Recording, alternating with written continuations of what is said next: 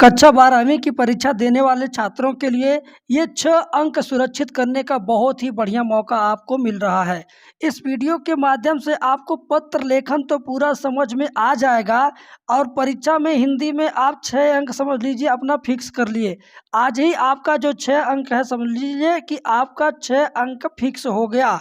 और पत्र लेखन में कुछ आपको याद वाद नहीं करना होता है, बस मैं आपको स्टाइल बता देता हूँ। स्टाइल का ध्यान रखेंगे तो आपको 100% गारंटी के साथ वो सारे नंबर मिल जाएंगे जो नंबर पत्र लेखन के लिए मिलने वाले होंगे।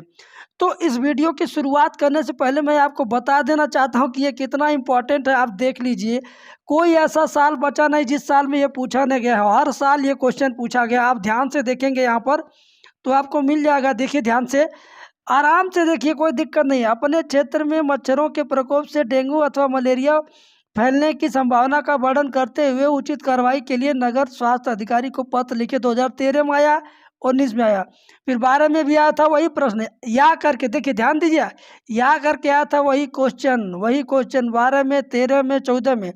अब 13 दो बार लिखा होने का मतलब ये है कि 13 मान लीजिए दूसरे पेपर कोड में आया था, ये दूसरे जिला में आया था 13 में ही। सन 2013 में ये बार बार आया है, बाकी साल में भी आया। कोई ऐसा साल बचा नहीं जिसमें आया ना हो। देखिए कितनी बार रिपीट हुआ है। 12, 13, 14, फिर 12, 13, 19, फिर 13, 15, 18, फिर 14, 16, फिर 17, 20, फिर 2020। ध्यान दे रहे हैं आप? बिल्कुल आपको ध्यान देना पड़ेगा, मजबूर होकर के इस क्वेश्चन को याद करना पड़ेगा। तो मैं आपको इस क्वेश्चन को याद करने का तरीका नहीं बताऊंगा, मैं आपको इस क्वेश्चन में स्टाइल बताऊंगा कैसे आपको ये हमेशा के लिए याद हो जाएगा। देख रहे हैं, 2020 में भी आया, 19 में भी आया था। 12, 13, 14, 15, 17, 18, 20 ये कोई अपने पास से लिखा हुआ नहीं है, ये पूरे नेशनल स्तर की किताब का ये चीज़ है, समझिए। और इस किताब से मैं आपको ये चीज़ें बता रहा हूँ। तो मैं आपको बताऊंगा कि आप इसको कैसे आसानी से याद कर पाएंगे। और आज इस वीडियो को देखने के बाद आपको दोबारा कभी पत्र लेखन याद वाद नहीं करना पड़ेगा। और ध्यान दीजिए, रिपीट कितनी बार हुआ मैं आपको यहाँ पे लिख के ही बता दे रहा हूँ। ध्यान दीजिए, देखिए, पत्र लेखन 6 अंक मिलेंगे। अपने क्षेत्र में मच्छरों के प्रकोप से डेंगू अथवा मलेरिया फैलने की संभावना का वर्णन करते हुए उचित कार्रवाई के लिए नगर स्वास्थ्य अधिकारी को पत्र लिखिए। ये तो प्रश्न है बेटा। अब स्टाइल देखो, ध्यान देना। उत्तर लिखते समय आपको क्या याद रखना है, एग्जामिनर क्या देख कर नंबर देता है, आप इसमें क्या लिखेंगे वो देख के नंबर नहीं देगा। आपका ये उत्तर जो है ना, ये जो सेवा में है, सेवा में लिखने के बाद ये कामा जरूर लगा होना चाहिए, नंबर इसी से मिलेगा। अगर यहाँ कामा नहीं लगा तो समझ लो एग्जामिनर समझ जाएगा ये लड़के के पास ज्ञान नहीं है, ये किसी तरह से लिखा है, नंबर वहीं पर काटना शुरू कर देगा। ये जो सेवा में लिखा एकदम बाएं किनारे होना चाहिए, पत्र के एकदम लेफ्ट साइड में ये होना चाहिए। फिर सेवा में लिखने के बाद कामा, फिर स्वास्थ्य अधिकारी के बाद यहाँ भी कामा।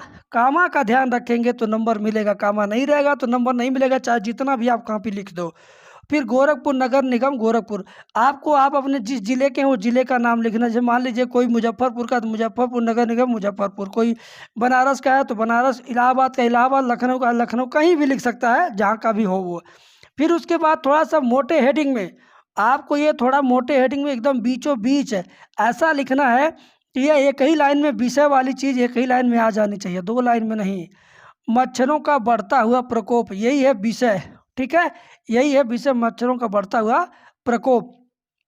अब फिर उसके बाद पहली लाइन में महोदय लिखना, बाएं किनारे महोदय लिखने के बाद कामा रहेगा, कामा नहीं रहेगा तो नंबर कटेगा, चाहे जितना आप साफ लिखे हो, सुंदर लिखे हो, गलत कर दिया जाएगा।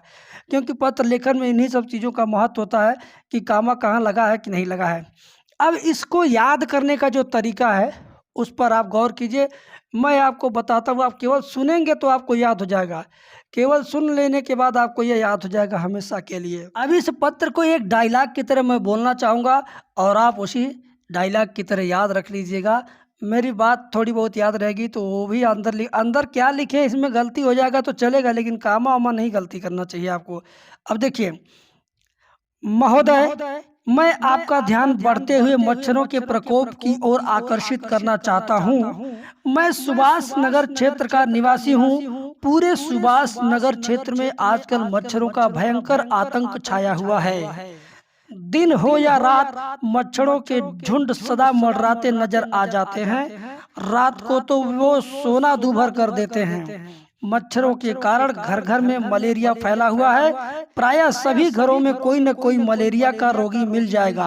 इन मच्छरों के कारण स्वास्थ्य पर बहुत बुरा असर पड़ा है। हमारे क्षेत्र में मच्छरों के कारण है पानी के जमे हुए तालाब और गली मोहल्लों में फैली चौड़ी चौड़ी खुली नालियां। उन कच्ची नालियों को व्यवस्थित करने की कोई व्यवस्था नहीं हुई है। मोहल्ले के निवासी सफाई की ओर ध्यान नहीं देते, इसलिए नालियों में सदा मल जमा पड़ा रहता है।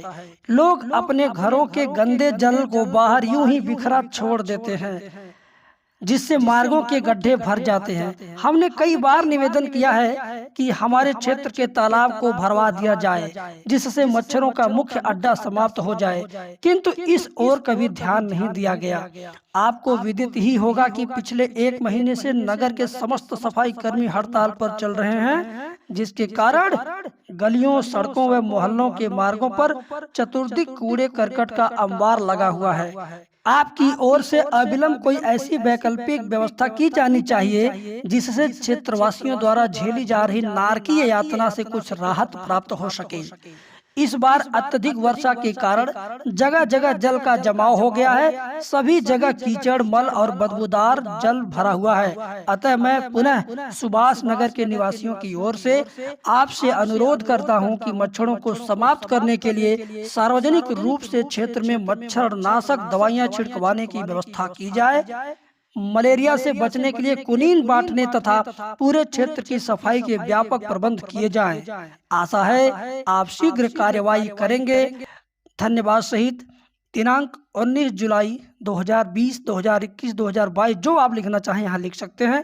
और ध्यान रहे बेटा, ये जो पैराग्राफ में मैंने बोला है ना, डायलॉग भाषण की तरह, इसके अंदर अगर कुछ आप त्रुटि करते हैं, गलती करते हैं, तो वो नज़रअंदाज हो जाता है, उसको नहीं देखा जाता है। लेकिन देखा क्या जाएगा, ये जो धन्यवाद आप लिखेंगे बाएं किनारे होना चाहिए खड़ी पाई, फिर उसके नीचे दिनांक जरूर डालना है। दिनांक नहीं डालेंगे तो नंबर कटेगा, एक लाइन के लिए आपका नंबर ज़्यादा कट जाएगा। ये जरूर डालना है थोड़ा मोटे हेडिंग में। और इधर आप अपना नाम लिखेंगे दाहिने कोने पर भवदी, फिर आपका नाम, जैसे मेरा नाम है रामकृष्ण मौर्य, नागरिक, मोहल्ला सुभाष नगर, गोरखपुर। आप क्या हैं, छात्र हैं, तो छात्र, मोहल्ला सुभाष नगर, गोरखपुर नहीं लिखेंगे। आप मोहल्ला, अपने क्षेत्र का नाम और अपने ज़िले का नाम, या अपने गांव का नाम या अपने ज़िले का नाम यहाँ लिख देंगे। बस आपको ध्यान क्या रखना, एक पॉइंट ये दाहिने कोने पर नीचे होना चाहिए।